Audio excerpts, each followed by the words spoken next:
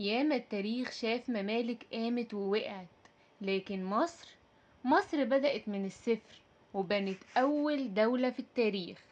وبعد ما الملك مينا وحد القطرين ابتدت الحكاية الحقيقية، حكاية أول أسرة حاكمة، الأسرة الأولى اللي بدأت تكتب سطور الحضارة بالحجر قبل الورق. يلا بينا نكمل حدوتتنا من أول تاج لحد تأسيس الدولة.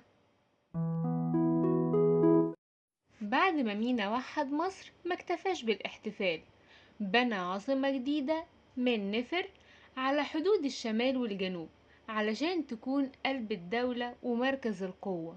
ومن هنا بدأت تتشكل أول إدارة مركزية، مش مجرد ملك، لأ، ده بقى حاكم على دولة موحدة، بيحكم ويجمع الضرايب ويبني الجيش.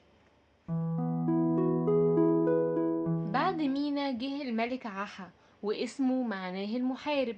بس في الحقيقة عاحة ما كانش بيحارب بس، ده بدأ ينظم الدولة وعمل إدارات ونظم الزراعة، وبدأت الكتابة الهيروغليفية تظهر بشكل رسمي. الملك جير كمل المسيرة وبنى مقابر ضخمة في أبيدوس، والملكة ديجيت يمكن تكون أول امرأة حاكمة. أما الملك دين فكان أول من لقب بملك الأرضين، واتسجل على الألواح الحجرية وهو بيقود الجيش في سيناء، وبيحمل التاج المزدوج رمز السلطة وبداية فكرة الدولة الحقيقية. وفي أبيدوس ظهرت مقابر مش عادية، كل ملك اتدفن وحواليه خدمه وجنوده.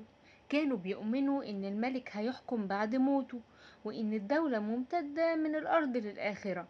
هنا اتولدت فكرة إن الحاكم إله، وإن المقبرة مش مجرد قبر، دي رمز لحكم خالد. أما الملوك عنجب وسمرخت وقاعة ختموا الأسرة الأولى، وفي عهدهم بدأت تظهر بوادر تقديس الملك، والأختام الملكية بقت وسيلة توثيق رسمية.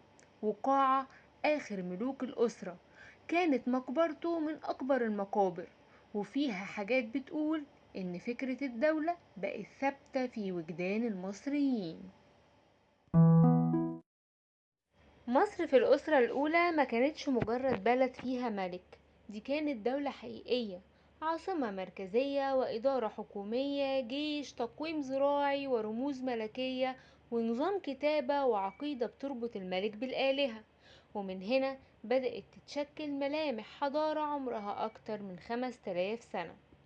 وسؤالنا ليكم يا حبايب حواديت مصرية، لو كنت مكان الملك مينا ايه أول حاجة كنت هتعملها بعد توحيد مصر؟ تختار عاصمة، ولا تبني جيش، ولا تعمل قوانين، ولا تبدأ في بناء المقابر الملكية؟ اكتبولنا في الكومنتات رأيكم وخلونا نعيش اللحظة سوا. الأسرة الأولى كتبت أول السطور، لكن لسه في تحديات، لسه في صراعات على السلطة، ولسه في ملوك هيتنافسوا مين الأقوى، مين الأحق، ومين هيكمل بناء الدولة.